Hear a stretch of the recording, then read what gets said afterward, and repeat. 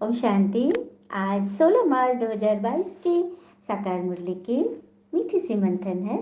बाबा ने कहा, मीठे बच्चे, तुम ब्राह्मण हो, यज्ञ रक्षक। यह यज्ञ ही तुम्हें मन इच्छित फल प्रदान करेगा। भगवान कह रहे हैं कि हम बच्चे ब्राह्मण, भगवान ने जब हमें चुना तो हम ब्रह्मा मुख वंशावली ब्राह्मण बन गए। तो किसी भी दुनिया में भी, लौकिक में भी जो भक्ति आदि करते हैं, तो यज्ञ की रक्षा मतलब यज्ञ की संभाल, यज्ञ करवाता कौन है? ब्राह्मण। इसीलिए बाबा ने हम बच्चों को ब्राह्मण बनाया, क्योंकि भगवान ने इस पूरी दुनिया में ही, पूरी सृष्टि में ही यज्ञ रचे हैं। इस यज्ञ में उन विकारों की आहुति पड़ेगी, पुराने संस्कार, क्रोध, लोभ, अहंकार, तभी यह कलयुग सत्युग बनेगा। और भक्ति में भी हम लोग यज्ञ सेवा का महत्व देते हैं ना। और मंदिर की दीवारों को भी टीका लगा देते हैं, चारों तरफ मंदिर के दीवार में भी टीका लगाते हैं और परिक्रमा करते हैं, और हमें लगता है कि हमने भगवान की पूजा की है ना। तो इस यज्ञ को वही समझ लीजिए कि भगवान के रहने का निवास स्थल है। इस यज्ञ की हम कितनी संभाल करें, क्योंकि शास्त्रों में भी है ना, जब ऋषि मुनि यज्ञ करते थे, हवन, तो असुर लोग आकर उसमें अशुद्ध चीज डालते थे, रक्त डालते थे, हड्डी डालते थे, उसको मतलब ऋषियों को भी की हत्या कर देते थे, मार काट मचाते थे, ताकि वो यज्ञ न कर पाए, उनको सिद्धि न मिल पाए, ताकि उनका विनाश हो। तभी तो राम जी वनवास क्यों गए थे? पता है, देवताओं ने सारा कुछ चक्र रचे थे। सरस्वती माँ मंथरा के मन में समा गई थी और उसने कैकेयी के मन को ये किया, ताकि राम जी वन को जाए और राक्षसों से, उन ऋषि महात्माओं को, उनकी रक्षा करें। तो देखा, तो यहाँ भी इसका दृष्टांत यहाँ किस प्रकार से है कि यहाँ हम बच्चे, परमात्मा ने यज्ञ रचे तो हमको ब्राह्मण बनाया बाबा ने उसकी संभाल के लिए। तो हम अपने विकारों पर जितना जीत पाएंगे, क्योंकि हमारे अंदर ही सुर भी है और असुर भी है, नेगेटिव पॉइंट भी है और पॉजिटिव पॉइंट भी है। यदि नेगेटिव पॉइंट हावी होते हैं, क्या क्यों कैसे, दर्द में जाना, किसी के अवगुण देखना, तो हमने जो यज्ञ रचा है ना, उसमें विघन पड़ता है। तो इसीलिए भगवान ने क्या बोला, तुम ब्राह्मण हो, यज्ञ रक्षक। तो जो यज्ञ रचाए हो उसकी रक्षा करो शुभ भावना से, मनसा सेवा से, अपने मन में सदा शुभ संकल्प करो। हम सब ने सुना है ना, मन वचन कर्म। चलिए इसको भी क्लियर करती हूँ। सबसे पहले हमें कौन सी सेवा करनी है? कर्मणा सेवा, कर्म से। अब जैसे माता है, घर में भोजन बना रही है, कोई कारपेंटर काम कर रहा है, कोई और पेशेवर काम कर रहा है, तो कर्म, हाथ से कर्म कर रहा है जो दिखाई दे रहा है, तो उसमें सच्चाई सफाई, हम किस स्थिति से काम कर रहे हैं वो मेरा सही हो। ठीक है, तो कर्म हम अच्छा करें। फिर वचन, वचन व्यवहार, हमारे बोल भी अच्छे हों। तो जब कर्म और वचन टॉप क्वालिटी की होगी, तभी मन हमारा शुभ संकल्प करेगा। समझ में आया? कर्म पहले अच्छा करना है, सेवा करनी है, फिर वचन अच्छे बोलने हैं, उसके बाद मन। और मन में सबसे ज़्यादा पॉइंट्स हैं, मन में सबसे ज़्यादा कमाई है, क्योंकि मन है तैयार माल। हाथ से हमने कर्म किया, कोई सब्जी बनानी है, भोजन बनाना है, कर्म किया, उसमें वाणी से भी सेवा किए, अच्छा किए, तो तैयार माल जो हमारी थाली में जो परोस के आता है, वह है मनसा सेवा। तो ये दोनों जब टॉप क्वालिटी का होगा, तो मन अपने आप हो जाएगा। तो इस तरह से मन वचन कर्म से सेवा करें, तीनों चीज बराबर बराबर। ठीक है।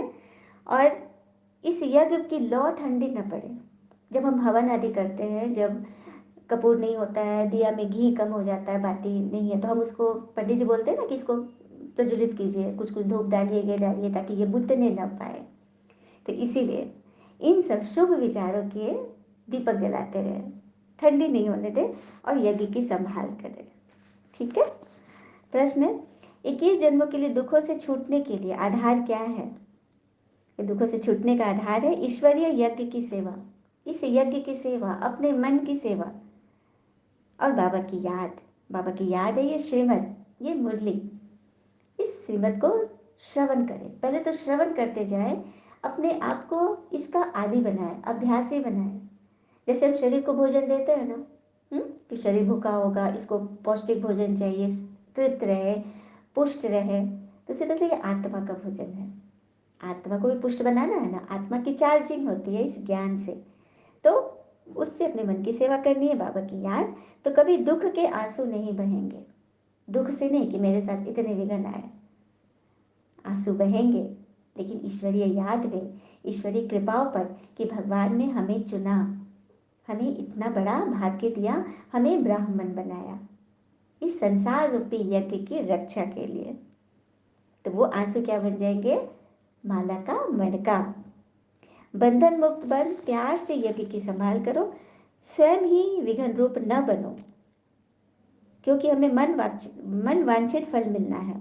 तो मन वांछित फल चाहिए तो इस यज्ञ की संभाल करें, स्वयं विघ्न रूप न बने, अपने अंदर के असुर पक्ष को हावी ना होने दें, उसको खत्म करें, नष्ट करते जाए, और हमेशा हर बात में पॉजिटिव रहे।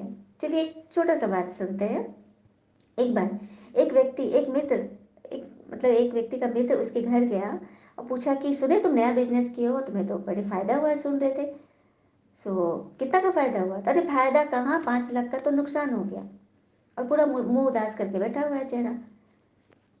तो वह कह रहे सुनने में आया है। तो फिर उसने पत्नी से पूछा कि भाभी जी क्या बात है, ये कितना उदास क्यों है?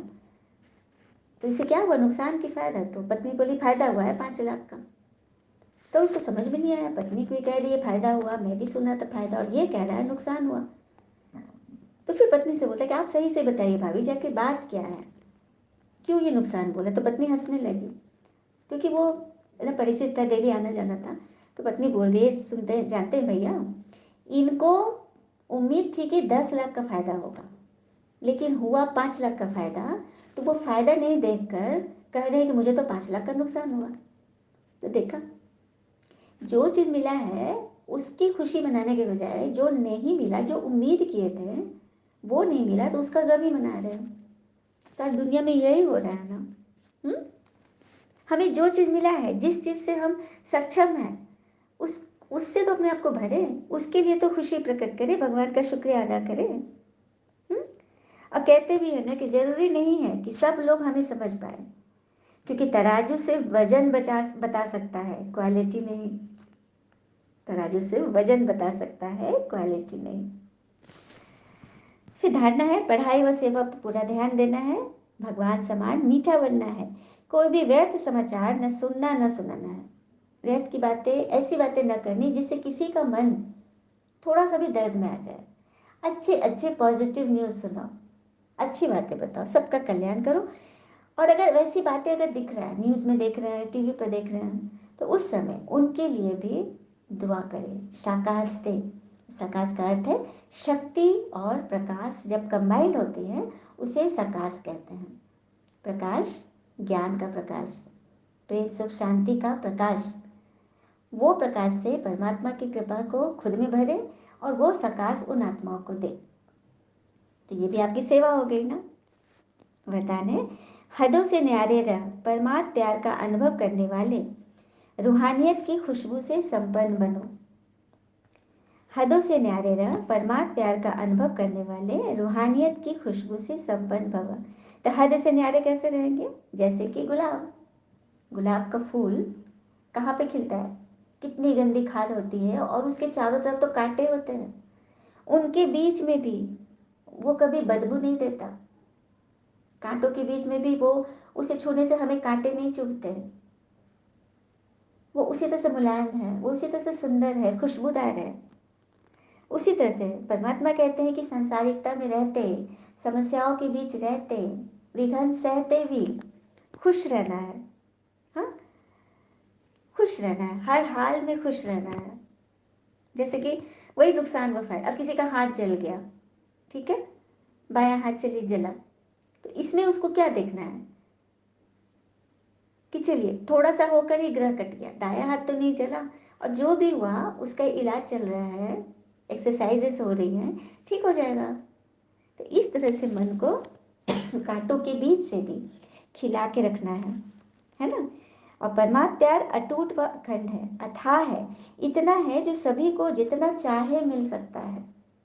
तो भगवान का प्यार है ये ज्ञान श्रीमत, इसे जितना जीवन में उतारे, जितना इस पर चल कर दिखाए भगवान को, तो हमें सब कुछ मिल सकता है। चलिए एक माइंड से समझते हैं, एक है कॉन्शियस माइंड और एक है सब कॉन्शियस माइंड। तो कॉन्शियस माइंड उसे कहते हैं जो सारे दिन में हम जागरूक है ना, जगे हुए हैं, तो हमारा कॉन्शियस माइंड चल रहा है। तो जागृति में यदि हम सोचेंगे कि मैं तो बहुत सुखी हूँ, मैं बहुत धनी हूँ, हाँ मैं मास्टर सर्वशक्तिवान हूँ, तो जगा हुआ माइंड बोलेगा कि कहाँ हो, कहाँ तुम्हें सारे सुख है, तुम पे तो विघ्न आ ही रहे हैं, क्योंकि वो जगा हुआ है। उसके साथ साथ विघ्न आ रहे हैं, लेकिन आप सोच रहे हो कि मैं बहुत सुखी हूँ, तो कॉन्शियस माइंड बोलेगा। लेकिन सब कॉन्शियस माइंड क्या करेगा, रात में आप सोने जा रहे हो ना, सोने के पहले अपने मन में फील करो कि मेरे हाथ में जो दर्द है, वो दर्द अब जा रहा है, मेरा ग्रह कट गया, जो भी हुआ वो मेरा बोया हुआ बीज था, आया। ऐसे बोल कर सो, स्वीकार करके सो। तो क्या होगा, कॉन्शियस माइंड जो कि सो गया, आपने इस सबकॉन्शियस माइंड में भरा और आप सो गए, तो आपका कॉन्शियस माइंड सोया हुआ है। जो सुबह कॉन्शियस माइंड आपको क्रॉस कर रहा था कि नहीं कहाँ है ऐसा, संकल्प विकल्प चलता है ना, तो कॉन्शियस माइंड विकल्प देता है कि नहीं ऐसा तो नहीं है। लेकिन कॉन्शियस माइंड जब सो गया है रात्रि में, और आप सब कॉन्शियस माइंड में ये भर लिए कि आप बहुत धनी हो, आप बहुत सुखी हो, आप बहुत निरोगी हो, जबकि आपके रोग है लेकिन आप सोच रहे हो मैं निरोगी हूँ, तो कॉन्शियस माइंड सो गया जो कि क्रॉस करता था। तब सब कॉन्शियस माइंड उसको ग्रहण करेगा और उस अनुसार आपके लिए प्लेटफॉर्म तैयार करेगा। और सुबह उठने के बाद भी ये काम कर लो, क्योंकि सुबह का समय एकदम पॉजिटिव होता है, ईश्वर का वरदान हमको मिला हुआ होता है, हम जो सोचेंगे वो पूरा होगा। तो देखा, ये शक्ति है। तो ऐसे हम न्यारे बन जाएंगे। स्लोगन है, अव्यक्त स्थिति अर्थात आत्मिक स्थिति का अनुभव करने के लिए व्यक्त व्यर्थ भावनाओं से परे रहो। अव्यक्त स्थिति, व्यक्त होते हुए, व्यर्थ होते हुए भी समर्थ रहो। कांटों के बीच से भी फूल जैसा खिल रहा है। तो व्यर्थ व्यक्त भावनाओं से, नेगेटिव भावनाओं से परे रहो और सदा खुश रहो। और हमेशा ये सोचो कि हमारे साथ कितना भी छल क्यों ना हुआ, परंतु परमात्मा की कृपा, वह ये श्रीवत हमसे कोई छीन नहीं सकता। और लोग कितना आसानी से कह देते हैं ना कि रात गई बात गई, लेकिन उनको कौन बताए दिल पर लगने वाली बातों को मिटाने में रात नहीं जिंदगी छोटी पड़ जाती है। ऐसा दुनिया में लोग सोचते हैं कि दिल पर जो बात लगी है उसको मिटाने में रात क्या, जिंदगी छोटी पड़ती है। लेकिन यहाँ हमारी जिंदगी को संभालने स्वयं जब भगवान हमारी नैया का खेवैया बना है, तो हमें एक सेकंड में, रात गई बात गई नहीं, रात भी हम नहीं जाने देंगे, एक सेकंड में उस बात को खत्म करेंगे।